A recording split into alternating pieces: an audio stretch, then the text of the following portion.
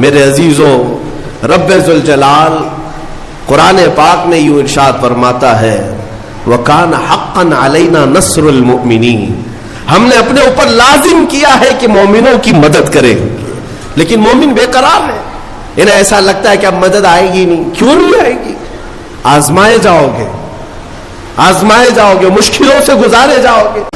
آپ کو میں یہ بات بتا دوں کہ تاریخ میں ایک ایسا بھی نام آتا ہے جس کو ذکر کرتے ہوئے آج بھی لوگ ظلم کی آہٹ کو محسوس کرتے ہیں. وہ چنگیز کا نام ہے. ہلاکو چنگیز یہ وہ لوگ ہیں جنہوں نے کھوپڑیوں سے مینار تعمیر کر دیے تھے. ہاں، انسانوں کی کھوپڑیاں ان کے لیے کوئی اہمیت نہیں رکھتی تھی، بلکہ آج ایک جانور کو بھی مارنے سے آپ کے دل میں درد ہوگا. لیکن ان ظالموں نے انسانوں کی لاشیں بے حساب لگا کر رکھی تھی. بغداد کے دریائے دجلہ کو جنہوں نے خون سے لال کر دیا تھا، رحم نام کی کوئی چیز ہی نہیں تھی. چنگیز نے لاکھوں انسانوں کا قتل کیا. لیکن ایک وقت ایسا بھی آیا، اس نے کئی علماء کو، بزرگوں کو قید کیا، قطار میں لگا دیا. یہ آخری وقت ہے. چنگیز کا دبدبہ اتنا تھا کہ وہ تقریباً آدھی دنیا کو فتح کرنے کے لیے چل پڑا تھا. آدھی دنیا، اور کوئی بادشاہ اس سے لڑائی کا سامنا نہیں کر پاتا. ایک وقت وہ آیا، 300 کے قریب علماء یا بزرگوں کو اس نے قید کیا، قطار میں لگایا اور جلاد کو بلایا. سب قطار میں، پہلی صف ہے، دوسری صف ہے، تیسری صف ہے. تو اس میں لائن سے قتل کرنے کا حکم تھا. تلوار اٹھاتا جلاد اور گردنیں مارتا چلا جاتا. ایسے لگتا جیسے یہ پلاسٹک کی یا کھلونے کی گردنیں اڑا رہے ہوں. انسانوں کے ساتھ اس طرح کھیلتے تھے. وہ گھوڑے پر بیٹھے اپنے کھلونے سے کھیلتا رہتا اور جلاد کو حکم دیتا اتنی گردنیں آج اڑا دو، اتنی گردنیں اڑا دو. جلاد جب گردنیں اڑا رہا تھا، 3 صفیں لگی ہوئی تھی. پہلی صف میں ایک بوڑھے شخص تھے، عمر دراز تھے. جب وہ پہلی صف کا قتل شروع ہوا تو جلدی سے دوسری صف میں آ گئے، پیچھے ہٹ کر کے دوسری صف میں کھڑے ہو گئے. وہ جلاد بھی دیکھ رہا تھا، چنگیز بھی دیکھ رہا تھا. پہلی صف پوری قتل ہو گئی، دوسری صف کا نمبر آیا. جب دوسری صف قتل ہو رہی تھی تو وہ بوڑھے میاں تیسری صف میں چلے گئے. ہوتا ہے کہ جتنا بچ سکے بچ لے، اور تدبیر کا حکم بھی ہے اللہ کی طرف سے. تیسری صف میں گئے تو 3 ہی تھی وہاں پر. چنگیز زور سے کہا مارا. دوسری صف پوری جب قتل ہو گئی، کہا کہ وہ بوڑھے بس آخری تھی، اس کے بعد کہاں جائے گا، اب کون بچائے گا. اس بوڑھے میاں نے زور سے کہا اب بھی اللہ ہے، اس کے بعد بھی اللہ ہے، یہ نہیں ہے کہ زندگی ختم ہو گئی. اس نے غصے کے مارے جلاد سے کہا کہ تیسری صف کو فوراً آن کے آن میں قتل کرو. لیکن تیسری صف کا قتل ابھی شروع ہی ہوا تھا کہ چنگیز کا گھوڑا اچانک بدک گیا. اس کا کھلونا ہاتھ سے گر گیا. جس چیز سے وہ کھیل رہا تھا گھوڑے پر بیٹھ کر، اچانک وہ کھلونا اٹھانے کے لیے جھکا تو گھوڑا اتنی تیز دوڑا، اتنی تیز کہ اسے سنبھلنے کا موقع نہ دیا.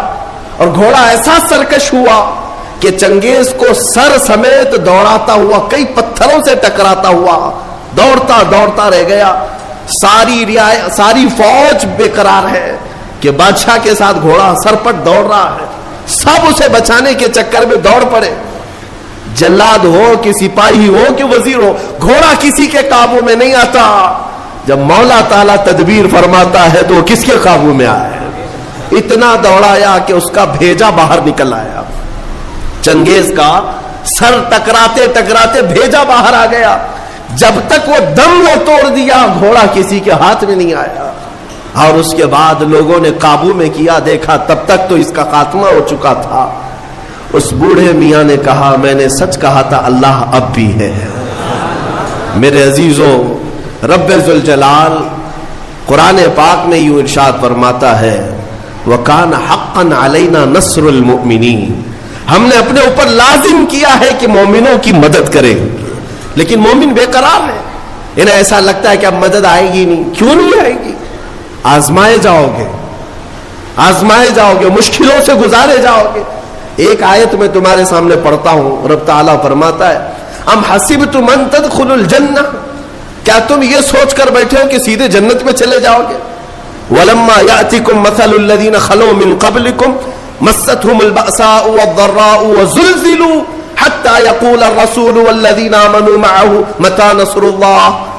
रब ताला फरमाता है, क्या तुम ये सोच कर बैठे हो कि सीधे जन्नत में चले जाएंगे और पहले वालों को जैसी मुसीबतें आई वैसे तुम पर नहीं आएंगी?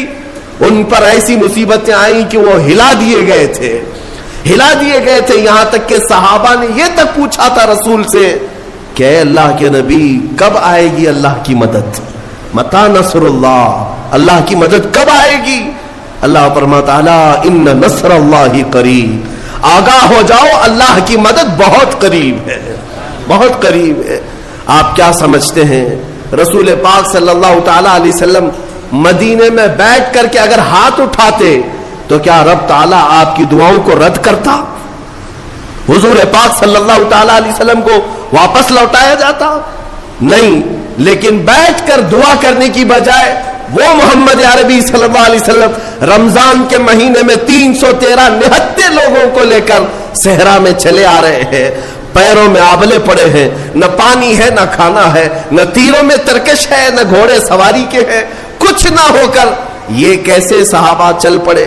आज भी मैं मदीने जाकर देखता हूं, एसी बस में बैठ करके बदर के मैदान तक जाने में हा हू करते रहते हैं लोग। मेरे अजीजों, उन सहाबा की अजमतों पर कुर्बान, उस जमाने में न रोड है न रास्ता है न छांव लेने के लिए कोई मकान है, लेकिन चले जा रहे मेरे मुस्तफा के पीछे सिर्फ इसलिए अल्लाह की रजा हासिल करनी है और रसूल की हिमायत में लगना है, और पैरों में उनके चप्पल नहीं है।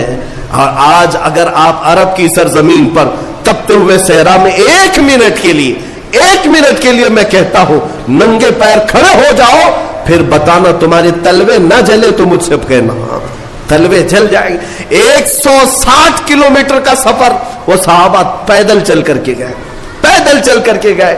जब बद्र की वादी में पहुंचे उनके पास क्या था?